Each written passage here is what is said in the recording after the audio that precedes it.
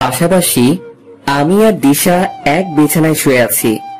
ভাবতেই অবাক লাগছে, আজ আমার ব্যাচেলার লাইফের ইতি ঘটে গেল। আমি এখন একটা বিবাহিত পুরুষ, সরি বিবাহিত পিচ্চি ছেলে। ইস, আম্মু আব্বু কেন যে এত তাড়াতাড়ি আমার বিয়ে দিয়ে দিল কে জানে। মাত্র তো 10ম শ্রেণীতে উঠলাম, আর আমার বউ তো আমার থেকেও পিচ্চি, মানে বাচ্চা। সবে মাত্র জেএসসি পাশ করে 9ম শ্রেণীতে উঠল। যাক, বিয়েটা হয়েছে, ভালোই হয়েছে। এই শীতের সময় তো কাউকে জড়িয়ে ধরে আরামে ঘুমাতে পারবো।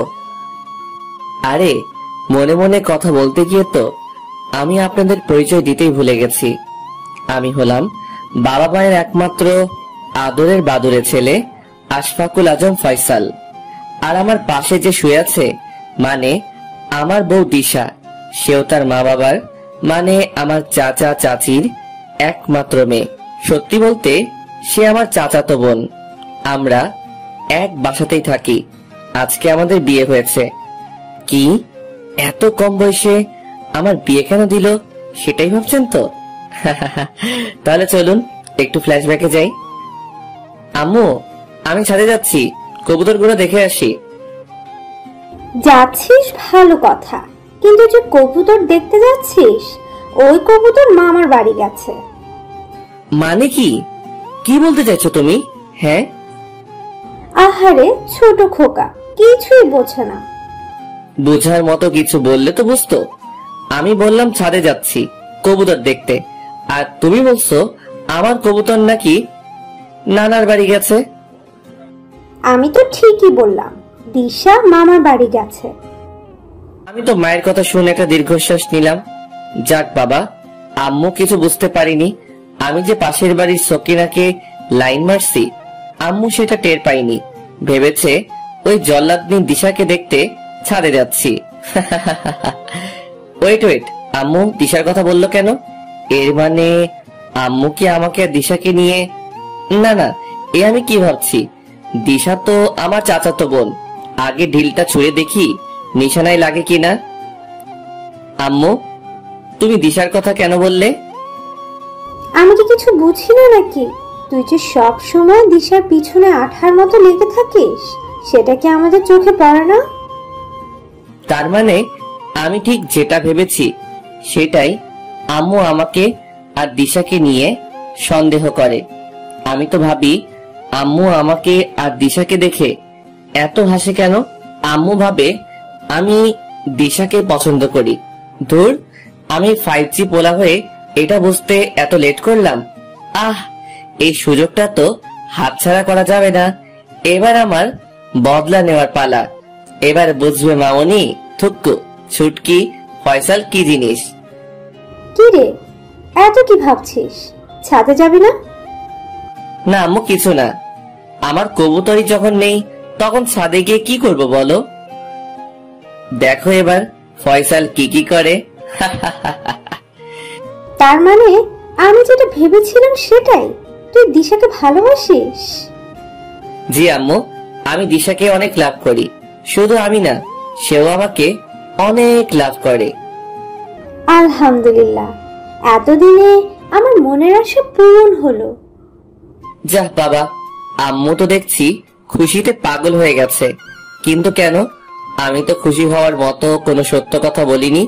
বিকেলে আমি মনের সুখে টিকটক ভিডিও বানালাম। রাতে দেখি বাসায় আমার রিলেটিভরা বসে আড্ডা দিচ্ছে। তারা আমাকে দেখে হাসাহাসি শুরু করলো।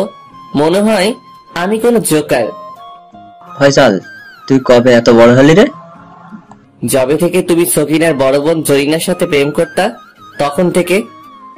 ঠেলা সামলাও, আর আসবা আমার বয়স নিয়ে কথা বলতে? আমার কথা শুনে তো সবাই চুপ।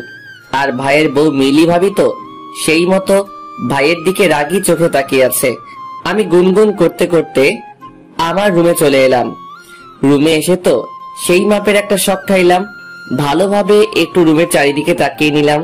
না, এটা তো আমার রুমই, কিন্তু এত সুন্দরভাবে গোছানো কেন? মনে হয় আজ বাসায় পার্টি হবে, তাই আম্মু রুমটা গুছিয়ে রেখে গেছে। আমি ফ্রেশ হয়ে ফোনটা বের করে যে টিকটক ভিডিওগুলো বানাচ্ছি বিকেলে সেইগুলো দেখছিলাম। বাহ, বেশ ভালোই তো হয়েছে। এইবার এইগুলা দিয়া সকিনাকে প্রপোজ করব। এর আগে 25 বার এই টিকটক ভিডিও দেখিয়ে প্রপোজ করেছি, আরো 25 বার করব। মানলে মানবে, না হলে বলে দিব। আমি অত ছেঁচড়া না। ফয়সাল, এই নে, এইগুলো পরে নে। কি এইগুলা? শেরওয়ানি আছে। আমি এইগুলা পরে কি করব? এগুলো তো বিয়ের সময় পরে বরেরা। আমি কি জানি না আজ তোর বিয়ে, তাই তো তোকে এসব পড়তে বলছি। বিয়ে? তাও আবার আমার মতো পিচ্চি ছেলের? How funny. তুই পিচ্ছি? এখন বিয়ে দিলে কাল বাদে পরশু তুই 2 ছেলের বাপ হবি, আর বলিস কিনা পিচ্ছি। ধর নে, তাড়াতাড়ি পরে বাইরে আয়, তোর জন্য কাজী সাহেব অপেক্ষা করছে। বাবা, তোমার মাথা ঠিক আছে তো? কি সব পাগলের মতো কথা বলছো? যা বলছি তাই কর, এইগুলো পরে নে। আজ তোর আর দিশার বিয়ে। আমার আর দিশার বিয়ে মানে? কেন, অন্য কাউকে আশা করেছিলি নাকি? আমি এই বিয়ে করতে পারবো না। ওকে, আমি তোর 2500 ফলোয়ারের ফেসবুক আইডি হ্যাক করার ব্যবস্থা করছি। এই না না, আমি রাজি। আমি বিয়ে করতে রাজি। অতঃপর আমার আর দিশার বিয়েটা হয়ে গেল। ভাবছিলাম কি আর হলো কি, ভাবছিলাম দিশাকে সবার কাছে ঝাড়ি শোনাবো, কিন্তু তার হলো কই। যাই হোক, বউটা আমার হেব্বি সুন্দর আছে। স্কুলে অনেক ছেলে তাকে লাইন মারার চেষ্টা করে, কিন্তু মোর বাচ্চা বউ কাউকে পাত্তা দেয় না। শুনলেন তো আমার সিঙ্গেল লাইফের বলিদানের কথা। এখন বাস্তবে আসুন। আমার বাচ্চা বউটাকে মায়েরই পরীর লাহান লাগতেছে। নীল বেনারসিতে একদম নীল পরি লাগছে। যদিও পরি কখনো দেখা হয়নি, কিন্তু লোকে মুখে অনেক শুনেছি। ড্রিম লাইটের আলোয় তার সাদা মুখখানি দেখে আমার মনের ভিতর কেমন জানি করছে। না, এবার বাচ্চা বউটার সাথে একটু কথা বলতে হবে। আজকে যে শীত পড়েছে, মনে হয় না শুধু কম্বল দিয়ে ঠান্ডা মিটবে। বউ, দিশা। কি হলো? কি এত চিল্লানি দিচ্ছিস কেন? এই কি, তুই আমাকে তুই করে বলছিস কেন? নিজের স্বামীকে কেউ তুই করে কথা বলে? দেখ ফয়সাল, এমনিতেই তোর উপর আমার মেজাজ খারাপ হয়ে আছে, তার উপর তুই এখন উল্টা পাল্টা কথা বলছিস। আমি কিন্তু তোকে কখন কি করে ফেলবো নিজেও জানি না। সো বকর বকর না করে ঘুমিয়ে পড়। এভাবে কেন বলছিস? আর ভুলে যাস না, আজ আমাদের বাসর রাত। বাসর রাত মানে কি বলতে চাইছিস তুই? মানেটা নিশ্চয়ই তোকে বোঝাতে হবে না। আই, তুই এত কাছাকাছি এলি কেন? সর বলছি, নইলে কিন্তু ভালো হবে না। তুই এই শীতের রাতে এত ঘামছিস কেন পাগলি? আরে আমি তো এমনি একটু মজা করলাম। শয়তান, বিলাই, সজারু, তেলাপোকা, বাদর, হনুমান।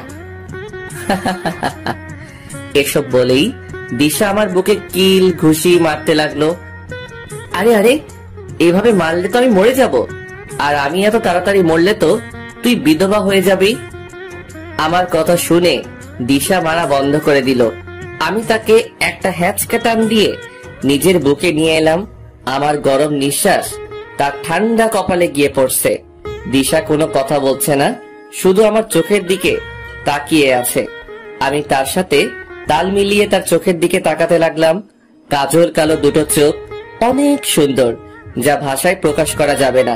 তার চোখের দিকে তাকিয়ে আমার কেমন একটা অনুভূতি হলো, বুঝতে পারলাম না। ফয়সাল, আমার ছাড়, আমার ঘুম আসছে। থাক না এমন ভাবে, ভালোই তো লাগছে। দেখ, আমরা এখনো ছোট, এসবের এখনো অনেক সময় পড়ে আছে। প্লিজ ছাড়। প্রমিস, তোর অনুমতি ছাড়া কখনো তোর সাথে কোনো কিছু করব না, কিন্তু আমি তোকে ঠিক এমন ভাবে জড়িয়ে ধরে ঘুমে যাব। কেন আমাকে জড়িয়ে না ধরলে তোর ঘুম আসবে না? আমি কি সেটা বলেছি? তাহলে আমাকে জড়িয়ে ধরে ঘুমিয়ে যাবে কেন? জানি না, বাট তোকে জড়িয়ে ধরেই ঘুমে যাব। দিশা জানে ফয়সালের সাথে বেশি পেঁচাল পেরে লাভ নেই। ওকে, বাট একটা কথা মাথায় রাখবি, ভুলেও মাথায় উল্টাপাল্টা চিন্তা ভাবনা আনবি না। ঠিক আছে। যাক বাবা, ডাইনিটা অবশেষে রাজি হয়ে গেল। এবার আরামে ঘুমানো যাবে। এই বিয়েটা করে তাহলে লাভই হলো, শীতের সময় গরম থাকার ফ্রি ব্যবস্থা হয়ে গেল, কিন্তু ডাইনিটাকে জড়িয়ে ধরে আছি তো আমার ভিতরে এমন কেন হচ্ছে? কেমন যেন লাগছে, খারাপও না আবার ভালো লাগছে, এমনটাও বলতে পারবো না। ওই কুত্তা, এত শক্ত করে জড়িয়ে ধরে আছিস কেন?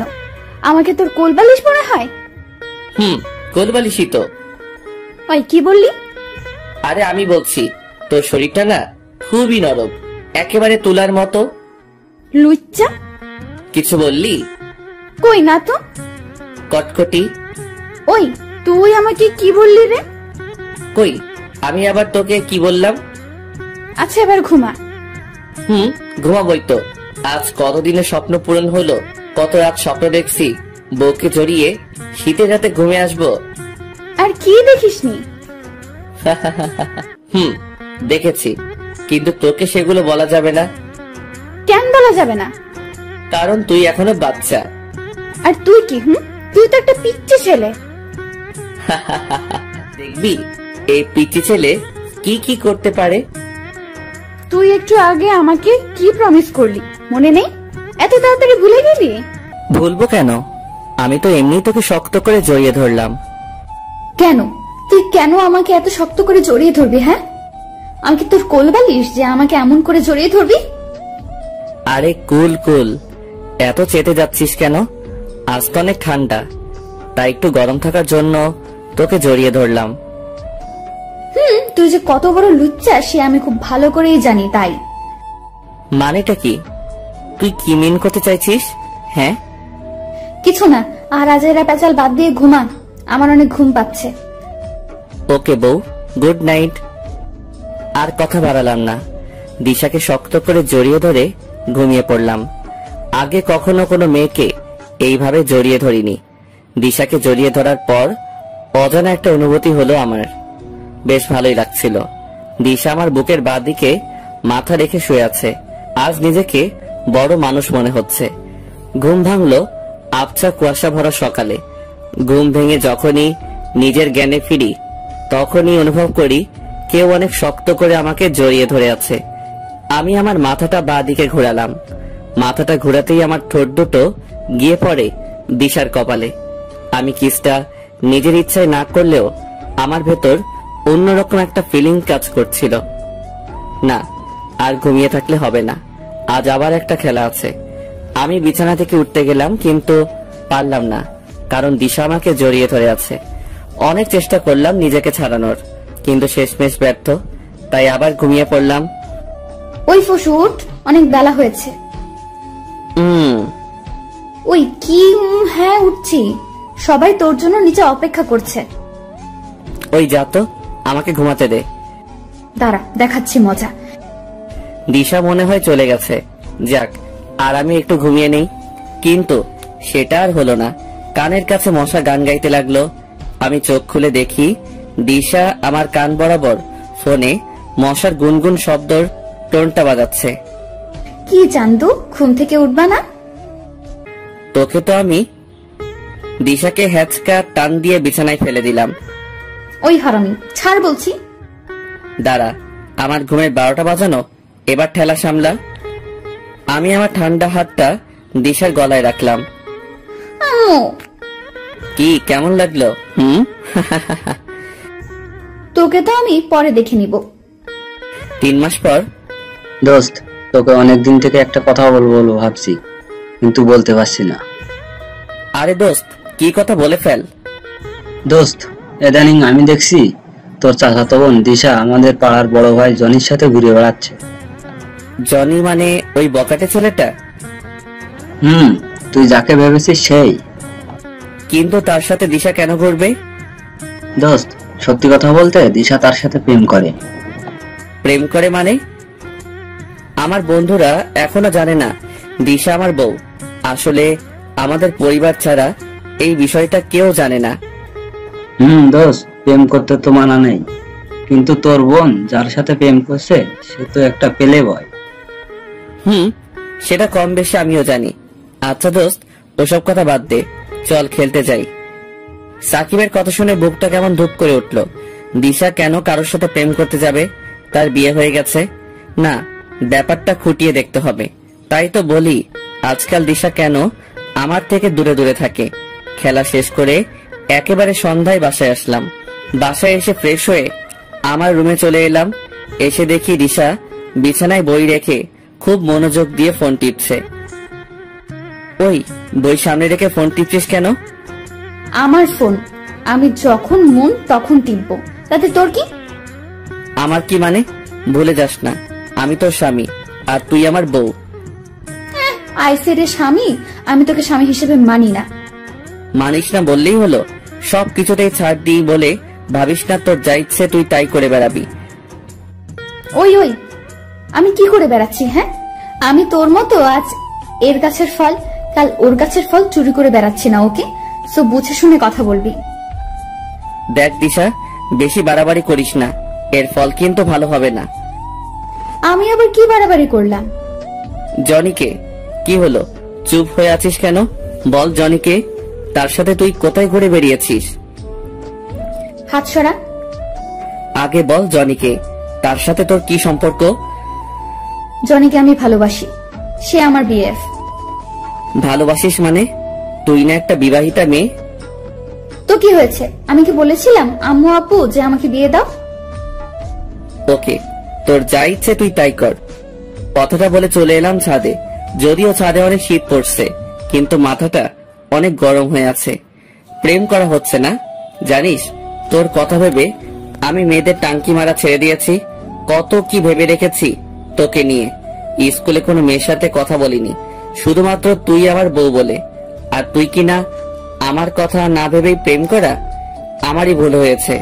আর যদি আর 5টা স্বামীর মতো নিজের অধিকারটা বুঝে নিতাম, তাহলে এত কিছু হতো না। আচ্ছা, প্রেম করছিস কর, যখন চাকাকে ব্যাকা হবি তখন বুঝবি। একা একা নিজের রাতটা কমানোর চেষ্টা করছি। রাত প্রায় 9টা। রুমে চলে আসলাম। রুমে এসে দেখি খাটে 2টা কম্বল। বিছানায় 2টা কম্বল কেন? একটা তোর, একটা আমার। এর আগে তো আমরা এক কম্বলের নিচেই থাকতাম। আগে জনি বলেছিল তোর সাথে অভিনয় করতে, তাই। মানে অভিনয় করছি? আর কিসের অভিনয়? জনি আমাকে বলেছিল আমি যাতে তোর সাথে মানিয়ে চলি কিছুদিন, যতদিন না সে আমাকে বিয়ে করবে। তোর মতো একটা বাচ্চা মেয়ে এসব করলি কি করে? এত বুদ্ধি এলো কি করে তোর মাথায়? ফয়সাল ছাড় বলছি, আমার হাতে লাগছে। অনেক ছাড় দিয়েছি, আর না।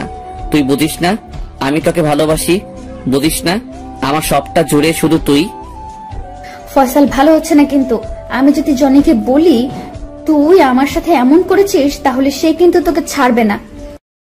কি করবে আমার? হ্যাঁ, আজ দেখাবো এই ফয়সাল কি জিনিস। অনেকবার বেড়েছিস তাই না? দেখ এবার আমি কি করি। দিশাকে কোলে করে বিছানায় ফেলে দিলাম। এবার বুঝবি আমি তোর কে। দেখ ফয়সাল, আমি কিন্তু চিৎকার করব। কর, সমস্যা নাই। আর চিৎকার করে কি বলবি তুই? প্লিজ ফয়সাল, ছেড়ে দে আমায়। তুই আমার এত বড় সর্বনাশ করিস না, প্লিজ। আর কোনো কথা বলতে দিলাম না। আমার ঠোঁট দিশার ঠোঁটে মিলিয়ে দিলাম। প্রায় 3 মিনিট পর ছাড়লাম। প্লিজ ফয়সাল, এমন করিস না প্লিজ। দিশার চোখের পানি দেখে ছেড়ে দিলাম। তার চোখে পানি দেখে নিজেকে অমানুষ মনে হচ্ছিল। অনেক মায়া লাগছিল তাকে দেখে। সরি, মাথা ঠিক ছিল না। সরি বললাম তো। দিশা আমার কথার উত্তর না দিয়ে বসা থেকে উঠে চুপচাপ খাটের এক পাশে গিয়ে শুয়ে পড়ল। আমি ওর কথা না বাড়িয়ে খাটের অন্য পাশে গিয়ে ঘুমিয়ে পড়লাম। সকালে ঘুম ভাঙতে দেখি দিশা আমার পাশে নাই। এটা কি হলো? সে তো কখনো আমার আগে ঘুম থেকে ওঠে না। যাকে আমি মুখটা ধুয়ে নেই, আজকে আবার পড়তে যেতে হবে। মুখ ধুয়ে ঘাড়ে ব্যাগ নিয়ে চলে এলাম স্যারের বাড়িতে। পড়া শেষ করে আবার বাসায় চলে আসলাম। বাসায় আসতে দেখি সবাই কেমন করে যেন আমার দিকে চেয়ে আছে। ভালোভাবে খেয়াল করতে দেখি আব্বুর হাতে একটা বেতের লাঠি আর চাচির পিছনে দিশা দাঁড়িয়ে আছে। আবার চোখে জলও দেখতে পাচ্ছি। কোনো কিছু বুঝে ওঠার আগেই আব্বু আমাকে পিটাতে লাগলো। আমার ঘাড়ের ব্যাগ মাটিতে পড়ে গেল। আব্বু, আমাকে মারছো কেন? তোর এত বড় সাহস, তুই আমার লাঠি ধরিস? তোকে তো আজ মেরেই ফেলবো। আমার দোষ কি সেটা তো বলবে। কোন অপরাধে আমাকে মারা হচ্ছে সেটা জানার অধিকার তো আমার আছে। বিয়ে হওয়ার 3 মাস না যেতেই বউর গায়ে হাত তুলিস, বউকে বাজে ভাষায় গালি দিস, আজ তো মারতে মারতে মেরেই ফেলবো। আমার আর বুঝতে বাকি রইল না আব্বু কেন আমাকে মারছে। আমার চোখ থেকে পানি পড়ছে, কিন্তু আমি স্টিল দাঁড়িয়ে আছি। আম্মু, চাচি, দিশা সবাই আমার মার খাওয়া দেখছে। বাড়ির সবাই আব্বুকে অনেক ভয় পায়, তাই কেউ আমাকে বাঁচাতে আসছে না। আব্বু আমাকে অনবরত মেরেই চলেছে। একসময় দেখলাম আম্মুর চোখে পানি। বুঝতে পারছি আমার মার খাওয়া দেখে আম্মুর অনেক কষ্ট হচ্ছে। এরপর থেকে দিশার গায়ে হাত তুললে তোকে এই বাড়ি থেকেই বের করে দিব। আমি কোনো কথা বলছি না, চুপচাপ নিচে তাকিয়ে আছি। কান দিয়ে যেন আগুন বের হচ্ছে। এমন করে মানুষ গরুকেও মারে না, কিন্তু আজ আমাকে আব্বু মারলো। এই প্রথম আব্বু আমার গায়ে হাত তুললো। তাহলে ভাবুন দিশা আমার নামে কত কি লাগিয়েছে আব্বুর কাছে। আর হ্যাঁ, আজ থেকে তুই আর দিশা আলাদা থাকবি, ঠিক আগে যেভাবে থাকতি। আব্বু যেতেই আম্মু, চাচি দৌড়ে আমার কাছে এলো। বাবা, তোর খুব লেগেছে তাই না? যখন মারছিল তখন পালিয়ে যেতে পারলি না? ইস, মেরে পুরো শরীর রক্তে লাল করে ফেলেছে। ছাড়ো আমায়, আমি রুমে যাব। বাবা, রাগ করিস না। জানিস তো দাদাকে আমরা কতটা ভয় পাই। ওই হারামিটা যে কি বলেছে দাদাকে কে জানে। আব্বু চল, তোর গায়ে একটু তেল মালিশ করে দে। তার কোনো দরকার নাই, সরো তোমরা। আমি তাদের কাছ থেকে নিজেকে ছাড়িয়ে ধীরে ধীরে ছোট ছোট পায়ে খুঁড়াতে খুঁড়াতে আমার রুমের দিকে এগোতে থাকলাম। দিশা আমার দিকে ভয়ে ভয়ে তাকাচ্ছে। আমি তাকে কিছু না বলে পাশ কাটিয়ে আমার রুমে চলে এলাম। আহ, কি ব্যথা! বাপের জন্মেও এমন উড়াধরা মাইর খাইনি। মানুষ এত আমার নামে আব্বুর কাছে নালিশ করত, তবুও আব্বু কখনো আমায় মারিনি, শুধু ঝাড়ি দিয়েছে। আজ দিশার জন্য আমাকে, দিশা তোকে আমি ছাড়বো না। তোর জন্য এত মাইর খাইলাম, সবচেয়ে বড় কথা তুই আমার নামে আব্বু বানিয়ে বানিয়ে মিথ্যা বলেছিস। আমার সব সহ্য হয়, কিন্তু কেউ আমার নামে মিথ্যা বললে একদম সহ্য হয় না। ক্লাস 8-এ একবার স্যারের কাছে আমার নামে এক বন্ধু মিথ্যা বলেছিল আমি নাকি পরীক্ষায় নকল করি। সারারে আমি স্যারের সামনে অনেক মেরেছিলাম। ড্রয়ার থেকে একটা পেইন কিলার আর একটা গ্যাসের ওষুধ বের করে খাইলাম। সারাদিন রুমে ছিলাম। সেই সকালে রুমে এসেছি, এখনো বের হইনি। আম্মুরা অনেক ডেকেছে খাওয়ার জন্য। আমি আমার রুমের যে বিস্কিটের ডিব্বা ছিল সেখান থেকে বিস্কিট বের করে খেয়েছি। রাত 10টা। আমি রুমের দরজা খুলে নিচে আসলাম। খুঁজতে লাগলাম আব্বুর সেই বেতের লাঠি, যেটা দিয়ে আমাকে উড়াধুরা মারা হয়েছে। অনেক খুঁজছি, কিন্তু পাচ্ছি না। চলে এলাম স্টোর রুমে। কি ধুলা! আগে লাইটটা জ্বালাই। গোয়েন্দার মতো এদিক সেদিকে তল্লাশি করতে লাগলাম। এই তো পেয়েছি। এবার বুঝবি আমার নামে মিথ্যা বলে তুই কত বড় ভুল করেছিস। লাঠি বাবা, তুই পারবা না আমার প্রতি অন্যায়ের প্রতিশোধ নিতে। লাঠি নিয়ে কিচেনে এসে লাঠিতে ভালোভাবে সরিষার তেল মালিশ করি। খুঁড়োতে খুঁড়োতে চলে এলাম দিশার রুমের সামনে। আরে ধুর, দরজা তো ভেতর থেকে লক করা। এখন ভেতরে প্রবেশ করব কিভাবে? কোনো তো একটা উপায় বের করতেই হবে। আমার শরীরে ব্যথা দিয়ে সে তো কিছুতেই আরামে ঘুমাতে পারে না। এই তো পেয়েছি, বেলকুনি দিয়ে তো ঢুকতে পারবো। আর এক মুহূর্ত দেরি না করে আমাদের বাড়ির বাগানে চলে এলাম। দিশার রুমে ঢুকতে হলে পাইপ বেয়ে উঠতে হবে, কিন্তু আমার তো পায়ে প্রচুর ব্যথা। ধুর, ব্যথার ষষ্ঠী পূজা আগে প্রতিশোধ। মোবাইলটা পকেটে ভরে লাঠিটা প্যান্টের পেছনে গুজে পাইপ বেয়ে ওপরে উঠতে লাগলাম। অনেক কষ্ট করে অবশেষে দিশার রুমে ঢুকতে পারলাম। আজ বুঝলাম চোরেরা কিভাবে বড় বড় বাড়িতে ঢুকে চুরি করে। রুমে হালকা লাল রঙের ড্রিম লাইট, রুমের সবকিছু লালচে দেখাচ্ছে। এই সবকিছুর মধ্যে বেশি ফুটে উঠেছে দিশা। সাদা রঙের একটা নাইট পরে আছে। আমি আস্তে আস্তে পা টিপে টিপে দিশার মাথার পাশে গিয়ে বসলাম। ঠিক বাচ্চাদের মতো করে শুয়ে আছে। আরে ধুর, দিশা তো বাচ্চাই, কিন্তু এই বাচ্চা মেয়ের মাথায় এত বুদ্ধি আসে কোথা থেকে? আমি আমার ডান হাতের কেনুই একটা বালিশের উপর রেখে তাতে আমার শরীরে এক পাশ ভর দিয়ে শুয়ে পড়লাম। এইভাবে দিশার মুখটা দেখতে অনেক ভালো লাগছে। খুব ইচ্ছে করছে দিশার এলোমেলো চুল নিয়ে খেলা করতে। বেশ কয়েকদিন হলো দিশাকে জড়িয়ে ধরে ঘুমাই না। আজ একটু জড়িয়ে ধরে ঘুমাই। একটু ঘুমিয়ে নেই, তারপর আমার বাচ্চা বউকে বেত দিয়ে পিটাবো। বেত আমার পাশেই রেখেছি। আমি আর 7-5 না ভেবে দিশাকে জড়িয়ে ধরলাম। আমি জড়িয়ে ধরতেই বেশ খানিকটা নড়ে চড়ে উঠলো। আমি একটু কৌশল করে দিশাকে আমার দিকে ঘুরিয়ে নেই। চোখটা বন্ধ করে কিছুক্ষণ ঘুমানোর চেষ্টা করলাম, কিন্তু ঘুম আর আসে না। বারবার দিশার গরম নিঃশ্বাস আমার ঠোঁটে এসে পড়ছে। কেমন একটা অস্থির লাগছে আমার, কেমন একটা অনুভূতি হচ্ছে। হার্টবিটও দেখছি বেড়ে গেছে। আমার শরীরের পশম সব দাঁড়িয়ে গেছে। স্বাভাবিক নিঃশ্বাস নিতেও আমার কষ্ট হচ্ছে, তাই জোরে জোরে নিঃশ্বাস নিতে লাগলাম। আমার চোখ আটকে গেছে দিশার ঠোঁটের উপর। আমি আমার নিজের প্রতি নিজেই কন্ট্রোল হারিয়ে ফেলছি। দিশার গরম নিঃশ্বাস আমায় মাতাল করে দিচ্ছে। আমি আলতো করে নিজের ঠোঁট দিশার ঠোঁটে স্পর্শ করাই। কিছুক্ষণ ওইভাবেই থাকি। আমার এখন কি করতে মন চাইছে সেটাই বুঝতে পারছি না। নিজেকে হারিয়ে ফেলেছি সেই মাতাল করা অনুভূতি। আমি দিশাকে আরো শক্ত করে জড়িয়ে ধরি, এমন ভাবে ধরেছি যাতে সে আমার সাথে মিশে যায়। কি? তুই তুই তুই এখানে কি করছিস? তোকে পিটাতে এসেছি। মানে? আর আমাকে এভাবে ধরে আছিস কেন? ছাড় বলছি, ছাড়। ছাড়বো না। ফয়সাল, আমি কিন্তু চিৎকার করব। কর, নো সমস্যা। আমি কিন্তু সত্যি চিৎকার করব। কর, মানা করছে কে? আম্মু! আমি আমার ঠোঁট দিশার ঠোঁটে লাগিয়ে দিলাম। আমার জিহ্বা দিশার মুখের ভেতর নিতেই সে আমার জিহ্বায় কামড় দেয়। সাথে সাথে আমি দিশার ঠোঁট থেকে আমার ঠোঁটটা সরিয়ে নেই। দিশা ছাড়া পেয়ে আবার চিৎকার দিতে চাই। আমি হাত দিয়ে তার মুখ চেপে ধরি। আবার যদি চিল্লানি দেওয়ার চেষ্টা করছিস তাহলে তোর কিছু গোপন পিক যা আমি তোর রুমে এসে তুলেছি সেগুলো নেটে ছেড়ে দিব। কিসের পিকের কথা বলছিস? এই ধর কিছু হট পিক। প্লিজ এমন কিছু করিস না। ওকে করব না, বাট আমার একটা ইচ্ছা পূরণ করতে হবে। কি ইচ্ছে?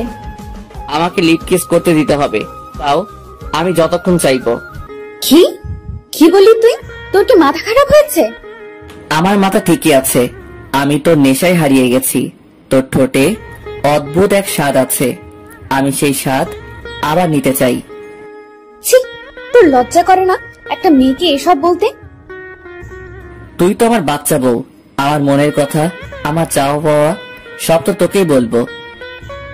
তোর বউয়ের গুষ্টি ক্যাথায় আগুন। ছাড় আমাকে। আমি দিশার কানের কাছে মুখ ঘেঁষিয়ে তাকে বললাম, তোর পিকগুলা কি তাহলে? আমার কথা শেষ হওয়ার আগেই, প্লিজ ফয়সাল, এমন কিছু করিস না। কেউ নিজের বউয়ের ওইরকম পিক নিতে ছাড়ে? বল। তাহলে মানছিস তুই আমার বউ? কেন এমন করছিস? ছেড়ে দে না আমায়। ছেড়ে কি করে দেই বল?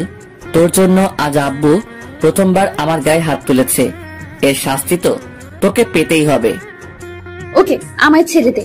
তোর যা শাস্তি দেওয়ার দে। তোকে তো আজ ছাড়বো না। ভেবেছিলাম তোকে আজ খাটের সাথে বেঁধে বেত দিয়ে পিটাবো, কিন্তু তোর গোলাপি ঠোঁট আর গরম নিঃশ্বাস আমায় পাগল করে দিয়েছে। দেখ, জনি যদি জানতে পারে তুই আমার সাথে এমন বিহেভ করেছিস তাহলে কিন্তু সে তোর খবর করে ছাড়বে। দিশার মুখে জনি নাম শুনে মাথা গরম হয়ে গেল। আমি দিশার চুলের মুঠি ধরে টান দিলাম। কি করবে তোর সে জনি? আমার একটা লোমও ব্যাখ্যা করার ক্ষমতা নাই তার।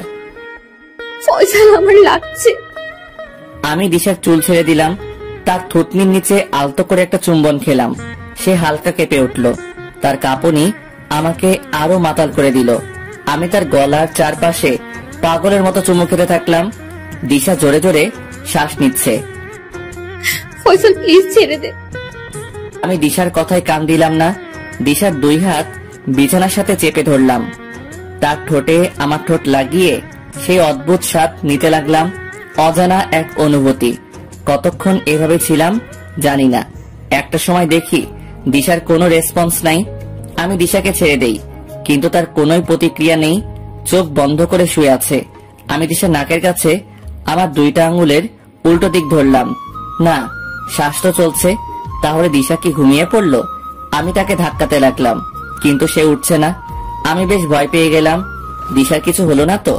টেবিলে রাখা পানির গ্লাস থেকে হাতে কিছু পানি নিয়ে দিলাম। তার মুখে ছিটা। চোখের পাতা নড়ে উঠল। গ্লাস আবার টেবিলে রেখে দিলাম। দিশা চোখ খুলে আমার দিকে কেমন করে যেন তাকালো। সরি, আমি বুঝতে পারিনি তুই জ্ঞান হারিয়ে ফেলবি। রাত তোর সরি। সবকিছু শেষ করে এখন সরি? হ্যাঁ, সবকিছু কয়? আমি তো শুধু কিস করেছি, আর তো কিছু করিনি। ও, এখন তাহলে আমার শরীর ভোগ করতে চাস? নে, ভোগ কর। আমি কি সেটা বললাম? আমাকে কি তোর অমন ছেলে মনে হয়? হাই সেরে ভালো ছেলে, তুই কেমন ছেলে আমি খুব ভালো করে বুঝে গেছি। বাচ্চা একটা মেয়ে, এত কিছু বুঝিস কি করে? তোকে অত কিছু জানতে হবে না, এখন যা আমার রুম থেকে। ওরে মারে, গেল রে, আমার কোমর গেল রে। ওই হারামজাদা, চিল্লাচ্ছিস কেন? শেষ, তোর বরের মাজা শেষ। সরি, আমি তোকে এত জোরে ধাক্কা দিতে চাইনি। আচ্ছা, যা হবার হয়ে গেছে, এখন আমাকে বিছানায় নে, অনেক ঘুম পাচ্ছে। তোর ঘুম পাচ্ছে তো তোর রুমে বিছানায় গিয়ে ঘুমা, আবার বিছানায় আসতে চাইছিস কেন? থাক, তোকে আর কষ্ট করে আমাকে তুলতে হবে না, আমি একাই উঠতে পারবো। তুই এত ছ্যাঁচড়া কেন রে? আমি আবার কি করলাম? দিশা আমাকে আর কিছু বলল না, জানে আমার সাথে কথাই সে পেরে উঠবে না। সে রাগ করে আমার বিপরীত দিকে মুখ করে শুয়ে পড়ল। ও দিশা, দিশা। কি হচ্ছে কি? এভাবে সারের মতো ডাকছিস কেন? ঠান্ডা। কিসের ঠান্ডা? আমার অনেক ঠান্ডা লাগছে। এই, তুই আমার দিকে চেপে আসছিস কেন? তোর মতলব কি বলতো? আমি দিশাকে আমার বাহুদয়ে আবদ্ধ করে নিল। এবার ঘুমা। সুযোগ পেয়ে তার সদ্ব্যবহার করছিস? কথা বলিস না তো, ঘুমাতে দে। দিশা আর কিছু বলল না, চুপটি করে আমার বুকের মাঝে শুয়ে রইল। আজ থেকে আরো 2 বছর আগে আমাদের বিয়ে হলো। কতই না ভালো হলো। এতদিন আমি বাচ্চার বাবা হতাম, আমার ছেলের বিয়ে ঠিক আর 16 বছর পর দিতাম। তার 1 বছর পর দাদা ডাক শুনতে পেতাম। এসব ভাবতে ভাবতে কখন যে ঘুমের রাজ্যে হারিয়ে গেছি খেয়ালই নেই। সকালে শরীরে খুব জোরে কোনো কিছুর আঘাতে আমার ঘুমটা ভাঙে। আম্মু গো!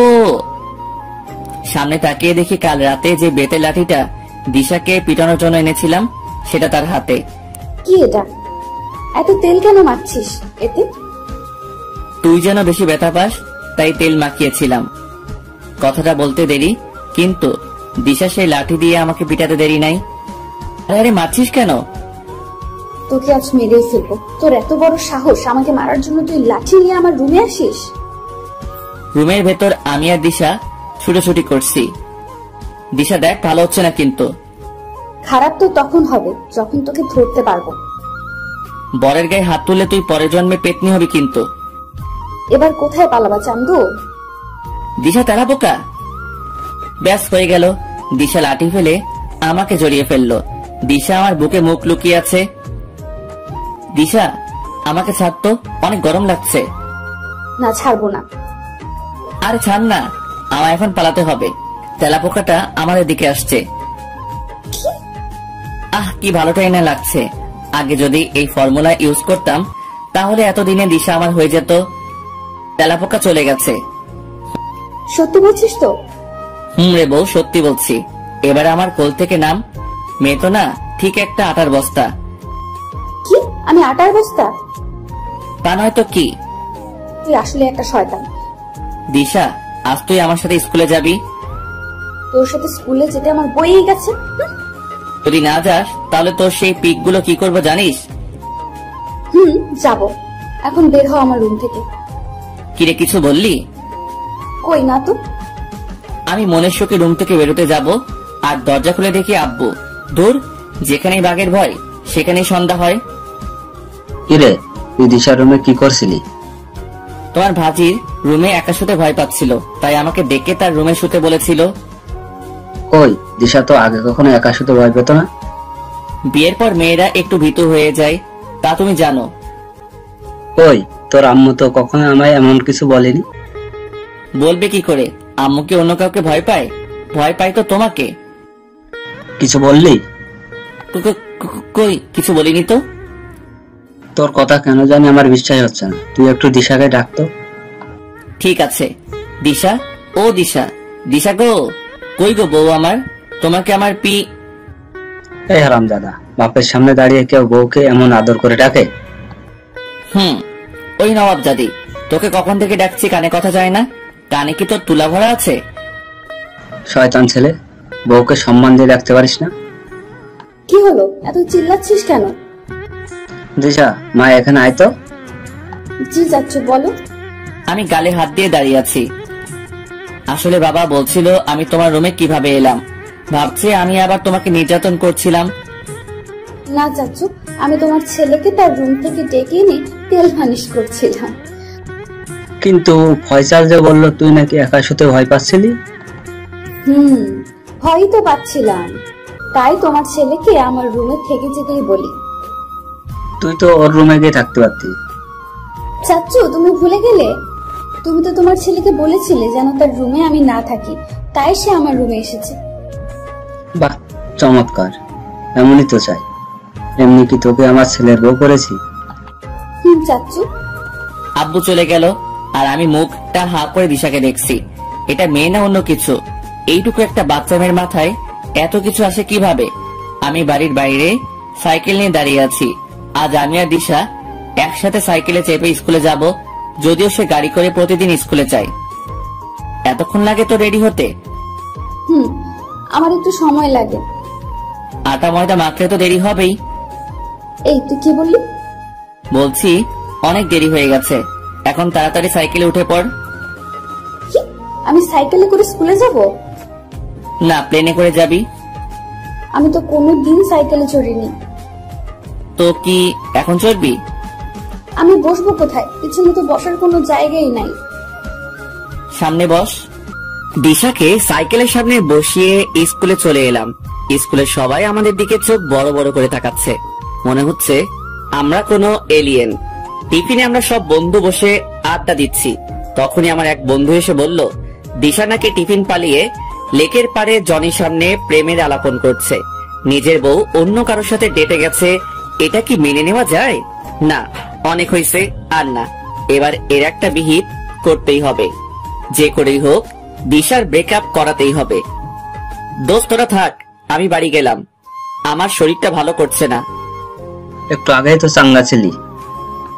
বুঝতেই তো পারছিস, বয়স অনেক হয়েছে, কোন সময় শরীর খারাপ করে বুঝে ওঠাই মুশকিল। কি কইলি? তোর অনেক বয়স হয়েছে, মাত্র তো 16 বছর বয়স। আব্বে হালা, তাতে কি? বিয়ে তো হয়েছে। আমি ক্লাস থেকে ব্যাগ নিয়ে স্কুল থেকে বেরিয়ে পড়লাম। আমাকে এখন লেকের পাড়ে যেতে হবে। লেকের পাড় আমাদের স্কুল থেকে বেশি দূরে নয়। সাইকেলে যেতে 10 মিনিট মতো লাগলো। আমি তো এখানে আইসা পুরাই শক। যেদিকেই তাকাই সেই দিকে কাপল আর কাপল। নিজেকে কেন জানি রোহিঙ্গা রোহিঙ্গা মনে হচ্ছে। আমি দিশাকে খোঁজা শুরু করলাম। ইস, মানুষের কি কোনো লাজ লজ্জা নাই? পাবলিক প্লেসে ওপেন কিস করে, তাও আবার লিপ কিস। দিশার উপর খুব রাগ হতে থাকলো। না জানি তাকেও। ছি, তোর কপালে আজ শনি আছে, শুধু একবার খুঁজে পেতে দে। অনেক খোঁজাখুঁজি করলাম, কিন্তু তাদের চিহ্ন মাত্র পেলাম না। তাই একটু রেস্ট নেওয়ার জন্য একটা মোটা গাছে হেলান দিয়ে বসে পড়লাম। বাবু, তুমি আমাকে কখন বিয়ে করবা? করবো শোনা, করবো। কিছুদিন পরেই তোমাকে আমার করে নিব। আমি যেই গাছে হেলান দিয়ে আছি তার উপাস থেকে কষ্ট দুটো ভেসে আসছে। আমি আস্তে করে গলাটা বের করে দেখি দিশা জনির ঘাড়ে মাথা দিয়ে বসে আছে। দিশাকে এমন অবস্থায় দেখে মাথা দিয়ে ধোঁয়া বের হতে লাগলো। এমন ফিল হচ্ছে যেন আমার মাথায় কেউ কেরোসিন তেল ঢেলে আগুন লাগিয়ে দিয়েছে। আমি পকেট থেকে ফোনটা বের করে তাদের 3 মিনিটের একটা ভিডিও করলাম। বলা তো যায় না কখন কোথায় দরকার পড়ে। ভেবেছিলাম দিশাকে পেলে ঠাটিয়ে 5টা চড় মারবো, কিন্তু না, এখন সেটা করলে চলবে না। কোন এক মহান ব্যক্তি বলেছিল, রেগে গেলেন তো হেরে গেলেন। আমাকে এখন মাইন্ড গেমস খেলতে হবে। বাহ, ভালোই তো। তুই এখানে কেন? তুই আসতে পারলে আমি আসতে পারি না? আমি কি সেটা বলেছি? তা বড় ভাই, আমার বউয়ের সাথে আপনার তো দেখছি ভালোই সম্পর্ক। ইয়ে মানে? আরে ভাই, সমস্যা নাই, প্রেম করতে পারেন, কিন্তু আপনার জন্য অনেক খারাপ লাগছে। হাজার হোক বড় ভাই, আর আপনি কিনা শেষে সেকেন্ড হ্যান্ড মেয়েকে। ওই, তুই কি বলতে চাইছিস? ভাই, সেকেন্ড হ্যান্ড মানে? আরে ভাই, আমাকে দেখে কি আপনার ওইসব ছেলে মনে হয়? আর কিছুদিন পর দিশা আমার মা হবে, থুক্কু আমার সন্তানের মা হবে। ওই হারামি, তোর লজ্জা করে না এসব বলতে? ভাই আপনাকে আরো একটা গোপন কথা বলা হয়নি। কি কথা ভাই? থাক ভাই, সেটা না শোনাই বেটার। না ভাই, তুমি বলো। না, আমি সেটা শুনলে দিশার সাথে ব্রেকআপ করে দিবেন, তাই আমি সেই গোপন কথা আপনাকে বলতে পারবো না। বাবু, তুমি ওর ফান্দে পড়িও না, জানো না ও কত বড় ধান্দাবাজ। ভাই প্লিজ বলো, কি গোপন কথা আছে? ওকে, আপনি যখন এত জোর করছেন তখন বলেই ফেলি। আপনি একটু আমার সাথে ওই দিকটায় চলেন। না, ও কোথাও যাবে না, তোর যা বলার আমার সামনে বল। ভাই চলো, ওইদিকে চলো। বাবু, তুমি যাও না ওর সাথে। তুমি চুপ থাকো। বড় ভাই আমাকে দিশার থেকে একটু দূরে নিয়ে গেল। আমি তাকে অনেক মিশা মিশা কথা কইলাম। আই হোপ আমি তাকে যে কথাগুলো বলেছি সেটার পর দিশার সাথে রিলেশন রাখবে বলে মনে হয় না। বড় ভাই জনি আমার কাছ থেকে দিশার কাছে চলে গেল। তারা কিছুক্ষণ কথা বলল। বড় ভাই দিশাকে ফোন বের করে কি যেন দেখাচ্ছে। একসময় তারা তর্ক শুরু করে দিল। আমি দূর থেকে কিছুই বুঝতে পারছি না। দেখলাম বড় ভাই দিশাকে রেখে অন্য পথে হাঁটা দিয়েছে। আমি ধীর পায়ে দিশার কাছে এলাম। দিশার আমার দিকে রাগি লোকে তাকিয়ে আছে। কি হয়েছে বউ, তোর চোখ মুখ এমন দেখাচ্ছে কেন? চুপ থাক শয়তান, তুই কি বলেছিস ওকে, যার জন্য আমার সাথে ব্রেকআপ করলো? আর বললো তার নাকি অনেক জিএফ আছে। আমার মতো একটা জিএফ এর সাথে ব্রেকআপ হলে কিচ্ছু যাবে আসবে না। কই, কিছু বলেনি তো, শুধু বলেছি তোর এইডস আছে। কি? তোর এত বড় সাহস, তুই আমার নামে এত নোংরা কথা বলেছিস? আরে খেপছিস কেন? আমি মিথ্যা বললাম বলেই তো তুই তার আসল রূপটা দেখতে পেলি। এখন আমার নিজের উপরেই রাগ উঠছে। ওই শালা জন্য কোনোদিন বউ পাবে না। কি আর করবি, যা হবার তা তো হয়ে গেছে। চল এখন বাড়ি যাই। কিসে যাব? আমাদের বাড়ি তো এখান থেকে অনেক দূর। আমার সাইকেল সামনে দাঁড় করানো আছে। আমি আর দিশা সামনে হাঁটতে লাগলাম। মনে বেশ আনন্দ। আবার ভাবিনি এত সহজে এদের ব্রেকআপ করতে পারবো। জনি তো নাকি বকেটে ছেলে, কই ওকে দেখে তো একটা হাবা মনে হলো। বুঝি না বাপু, এমন পটল ছেলে কিভাবে মেয়ের প্রেমের জালে আটকায়। দুইজনে পাশাপাশি হাঁটছি, বেশ ভালোই লাগছে। শীতকালে দুপুরের মিষ্টি রোদ, হালকা বাতাস মনের মধ্যে ভালো লাগার আবেশ তৈরি করছে। মাঝে মধ্যে দিশার সাথে এখানে আসলে মন্দ হয় না। দুইজনে একসাথে বাড়ি চলে আসলাম। আমি আমার রুমে, দিশা ওর রুমে চলে গেল। ব্যাগটা বিছানায় রেখে বাথরুমে চলে আসি। আজ একটু গরম পড়েছে, তাই ভাবলাম আজ মাথায় শ্যাম্পু করে নেই। যা বাবা, এখানে তো একটু শ্যাম্পু নাই, এখন কি করব? এই অবস্থায় তো নিচেও যেতে পারবো না। সারা গায়ে সাবানের ফেনা আর একটা গেইম প্যান্ট পরা আমি। যাই, দিশার বাথরুমে গোসলটা সেরে ফেলি। আমি আমার রুমের দরজা থেকে বের হয়ে এক দৌড়ে দিশার রুমে চলে এলাম। এক পলক রুমের চারপাশে দেখে নিলাম। না, দিশা রুমে নাই, মনে হয় নিচে আছে। আমি কোনো কিছু না ভেবে দিশার বাথরুমে ঢুকে পড়লাম। ভিতরে ঢুকে তো আমার পৃথিবী উলট পালট হয়ে গেল। আম্মু! আমি চোখ বড় বড় করে দিশাকে দেখছি, তার গায়ে কিছুই নাই। আমি আর সেখানে না থেকে তাড়াতাড়ি বেরিয়ে পড়লাম। এক দৌড়ে আমার রুম। গায়ের পানি সব শুকিয়ে গেছে। বুকের ভেতর ধাপধুপ আওয়াজ হচ্ছে। ফুটবলকে উঁচু থেকে মাটিতে ফেললে যেভাবে লাফায়, আমার হার্টবিট সেইভাবে লাফাচ্ছে। চোখের সামনে বারবার সেই দৃশ্য ভেসে উঠছে। আমি বাথরুমে গিয়ে 2 মগ পানি ঢেলে গোসল করে নিলাম। গোসল করার পরও আমি ঘামছি। খাবার জন্য খাবার টেবিলে বসে আছি। এখন আমার ঘোর কাটেনি। চোখ খুললেও সেই দৃশ্য দেখতে পাই, চোখ বন্ধ করলে আরো স্পষ্টভাবে দেখতে পাই। মাথার মধ্যে বারবার একই জিনিস ঘুরছে। নিজের উপর খুব রাগ হচ্ছে। কেন না বলে তখন দিশার বাথরুমে ঢুকতে গেলাম। আর তারও কি কোনো সেন্স নাই? এত বড় একটা মেয়ে গোসল করছে দরজা লক না করেই। বড় আবার হলো কখন? সেই বাচ্চাই তো আছে। উফ, এত ভাবছি কেন আমি? আমি তো তার স্বামী, তার উপর আমার পুরো অধিকার আছে। এসব ব্যাপার তো স্বামী স্ত্রীর মাঝে হতেই পারে। মনকে নানান ভাবে বোঝাচ্ছি, ফয়সাল বি নরমাল থাক, কিন্তু না, আমার অস্থিরতা শুধু বাড়ছেই। আমি খাবার টেবিলে বসে যখন ভাবনায় মত্ত, তখনই দিশা এসে আমার সামনের চেয়ারে বসলো। আমি তার দিকে তাকাচ্ছি না, খুব সংকোচ হচ্ছে। কি করে খোকা? তখন থেকে দেখছি চুপচাপ বসে আছিস, কোনো কথা বলছিস না। আগে তো কোনোদিন চুপচাপ থাকিসনি। কিছু না ছোট আম্মু, দুপুরে তোমার মেয়ে। কি আমার মেয়ে? আমি দিশার দিকে তাকালাম। সে মাথা নিচু করে আছে, মনে হয় অনেক লজ্জা পেয়েছে। আসলে তোমার মেয়ে।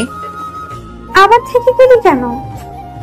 আম্মু, আমার খুব ক্ষুধা পেয়েছে, তাড়াতাড়ি খেতে দাও। ছোট আম্মু, আমারও খুবই ক্ষুধা পেয়েছে, খেতে দাও। দিচ্ছি, দাঁড়া। উফ, বাঁচলাম। দিশা ভালোই যেন টপিক বদলে দিল। আর আমার মুখেরও বলিহারি, কোনো কিছু না ভেবেই কথা ফসকে যায়।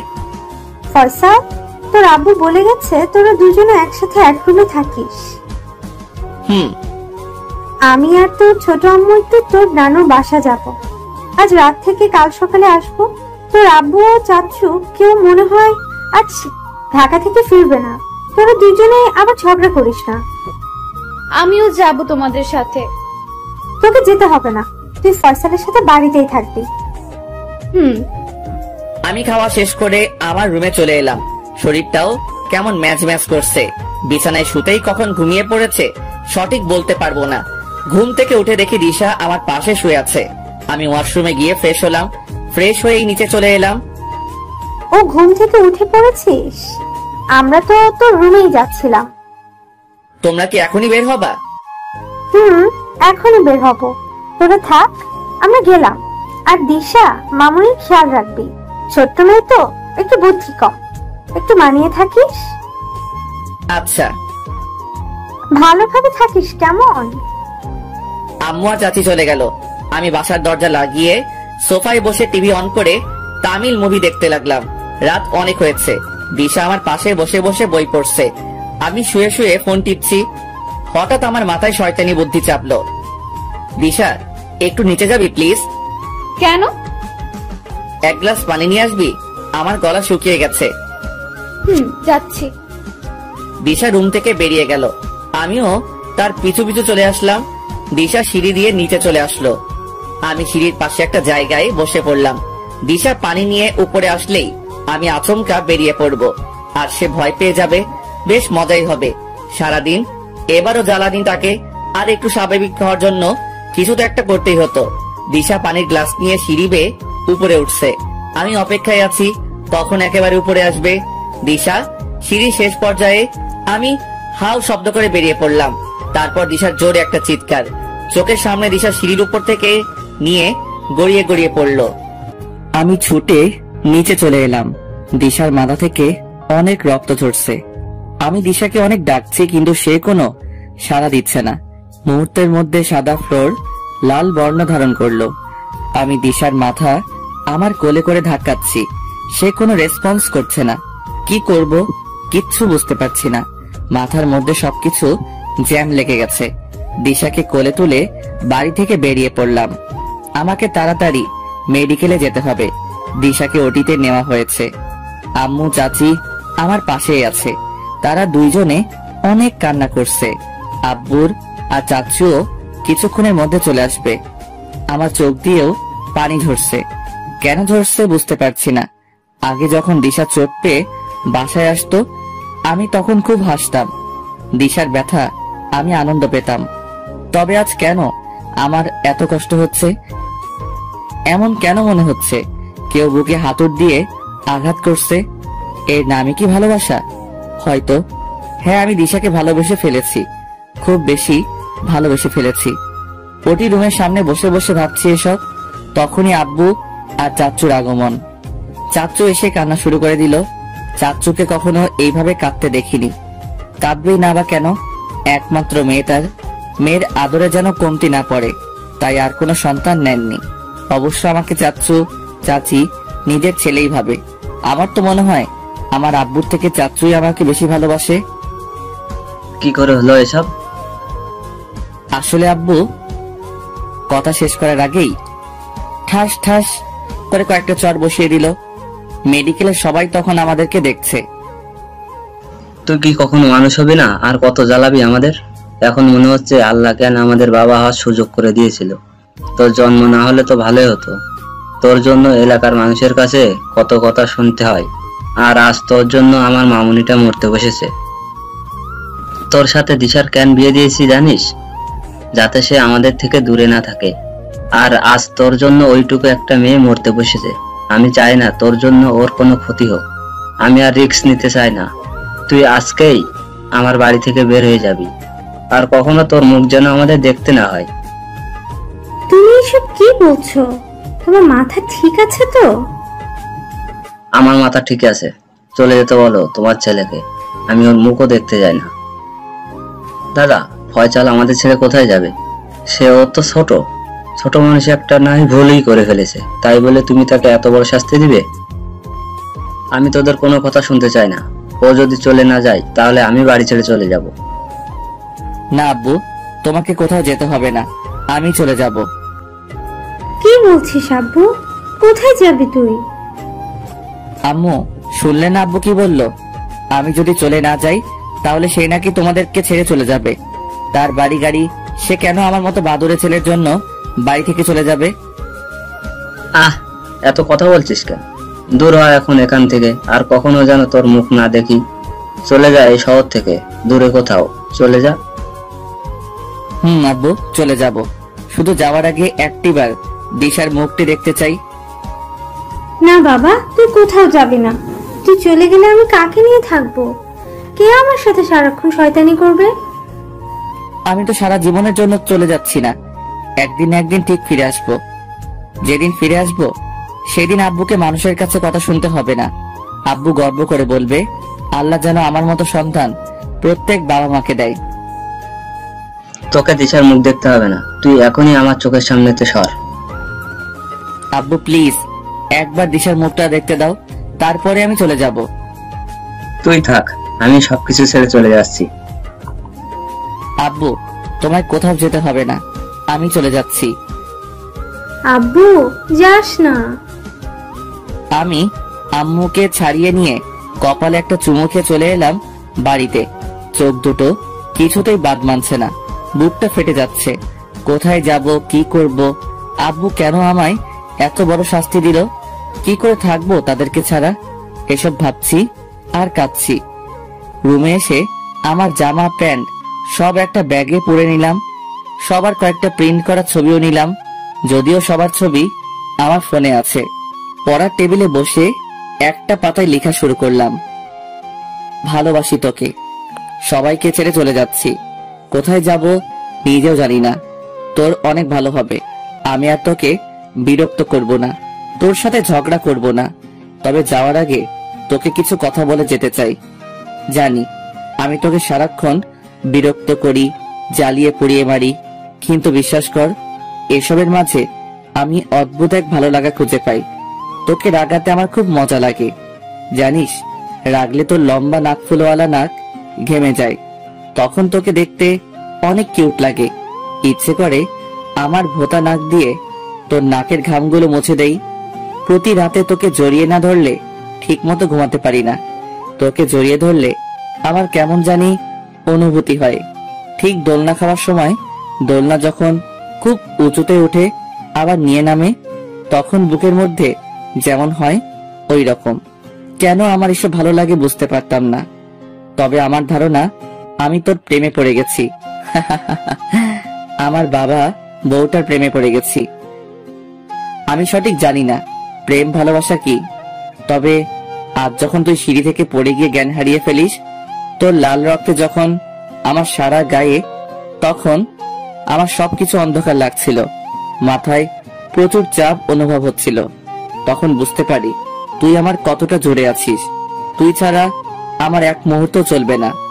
আমি ক্লিয়ার হয়ে গেলাম, আমি তোকে ভালোবেসে ফেলেছি। যাকগে, ওসব কথা বাদ দে, আমি তো চলে যাচ্ছি। যাওয়ার আগে তোর কাছে ছোট্ট একটা রিকোয়েস্ট, প্লিজ তুই আমার জন্য একটু অপেক্ষা করিস। তোর মনে আমার জন্য একটু জায়গা রাখিস। আমি যখন ফিরে আসবো তখন তুই আমার সাথে বাকিটা জীবন কাটাস। হ্যাঁ, আমি কিন্তু তোর জায়গা কাউকে দিব না। তোর জন্য আমার মনের দরজা আজীবন খোলা থাকবে। ভালো থাকিস, নিজের খেয়াল রাখিস, সাথে আমাদের পরিবারের সবার। আর পারলে আমার জন্য অপেক্ষা করিস। ইতি তো শয়তানটা। চিঠি লিখে আমার টেবিলে একটা স্কেল চাপা দিয়ে রেখে দিলাম। চোখ দিয়ে এখন আরো বেশি পানি ঝরছে। সবাইকে ছেড়ে চলে যাব ভাবতেই কলিজা ছিঁড়ে যাচ্ছে। রুমের চারপাশে ভালো করে চোখ বুলিয়ে নিলাম। চোখের পানি ডান হাত দিয়ে মুছে বেরিয়ে পড়লাম বেনামি ঠিকানায়। ঘড়ির কাঁটা 3:45 ছুঁই ছুঁই। মেইন রোডেও বেশি গাড়ি চলছে না, মাঝে মাঝে একটা দুইটা ট্রাক বাস যাচ্ছে। আগে কখনো এত রাতে বাহিরে থাকিনি। আমার অন্ধকারে খুব ভয় করে, যদিও রাস্তায় ল্যাম্প পোস্টের আলো, তবুও খুব ভয় করছে।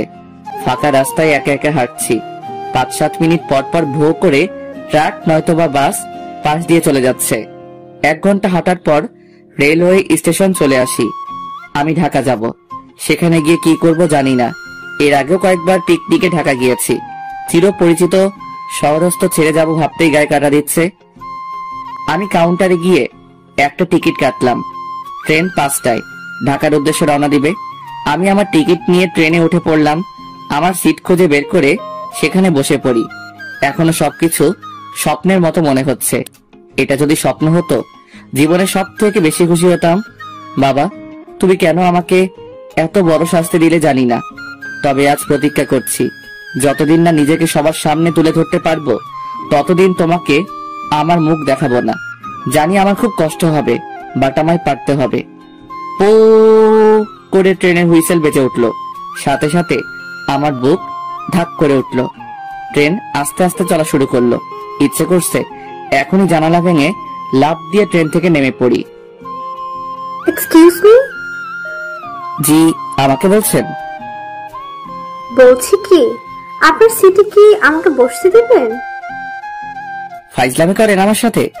আমার সিটে আপনি বসলে আমি কি আমার কোলে বসে ঢাকায় যাব? আজব তো, আমি কি সেটা বলছি? আমি বলেছি আমি আপনার সিটে বসবো আর আপনি আমার সিটে। সরি, পারবো না। আমি জানালার পাশে না বসে জার্নি করি না। ইডিয়েট। মেয়েটি আমায় ইডিয়েট বলে পাশের সিটে বসে পড়লো। আমিও আর কিছু বললাম না। মনটা ভালো নয়, তাই আমাকে ইডিয়েট বলে রেহাই পেয়ে গেল। মেয়েটা খুব জোর হলে আমার থেকে 2 বছর বড় হবে। আমি আর তার দিকে লক্ষ্য না করে জানালার ফাঁক দিয়ে বাহিরের দৃশ্য দেখতে লাগলাম। ট্রেনের গতি আস্তে আস্তে বেড়ে গেল। আমি না চাইতেও চোখ দিয়ে পানি গড়িয়ে গড়িয়ে নিচে পড়ছে। জীবনে কখনো এমন ভাবে কেঁদেছি কিনা তা ঠিক মনে নাই। ট্রেন চলছে তার আপন গতিতে। আগে যখন ট্রেনে কোথাও ঘুরতে যেতাম, তখন শুধু রেল লাইনের ধারে সারি সারি গাছগুলোর দিকে তাকাতাম। মনে হতো ট্রেন স্থির আছে, গাছগুলোই পিছনে চলছে। খুব মজা পেতাম দেখে। আজও সেইভাবে সারি সারি গাছের দিকে তাকাচ্ছি, কিন্তু চোখে শুধুই বেদনার জল। আর মনে হচ্ছে সবকিছুই স্থির আছে, শুধু আমি চলে যাচ্ছি বহু দূরে। অনেক কান্না করার ফলে নাকে পানি চলে এসেছে। আমার কাছে কোনো টিস্যু নেই। ভাবলাম পাশের মেয়েটার কাছে চাইবো। মেয়েদের কাছে তো সব সময় টিস্যু থাকে। এই যে শুনছেন? কি হয়েছে, ডাকছেন কেন? ও, সুন্দরী মেয়ে পাশে বসছে বলে চুপ থাকতে পারলেন না? এখন হাই, হ্যালো, একটি পর নাম্বার, তারপর ফেসবুক আইডি এন্ড শেষে প্রপোজ, তাই তো? আপনি ভুল ভাবছেন। আসলে আমার নাকের মধ্যে, তাই একটু টিস্যু ধার হবে। কোনো একদিন শোধ করে দিব। এই ফাজিল পোলা, টিস্যু তো ধার নাই? বাপ্পের জন্য তো শুনিনি টিস্যু ধার নেই। আপনার আব্বাদের কালে মনে হয় টিস্যু ছিল না, তাই শুনেননি। প্লিজ, থাকলে একটু দেন না। আছে, বাট দিব না। এমনি কি এদের বাঙালি মেয়ে বলে? সামান্য টিস্যু ধার চাইলাম, তাও দিল না। আমি আর কোনো উপায় না পেয়ে ব্যাগ থেকে একটা টি শার্ট বের করে নাকের ভেতর যত যাচ্ছিল মুছে নিলাম। আহ, এখন একটু হালকা লাগছে, নিঃশ্বাসও আরামসে নেওয়া যাচ্ছে। ইউ, আপনি কত নোংরা। আমি রাগে মেয়েটাকে কোনো জবাব দিলাম না। একটু টিস্যু চাইলাম, তাও দিল না। টি শার্ট জানালা দিয়ে বাইরে ফেলে দিলাম। সারা রাত ঘুমাইনি, চোখটা আস্তে আস্তে লেগে আসছে।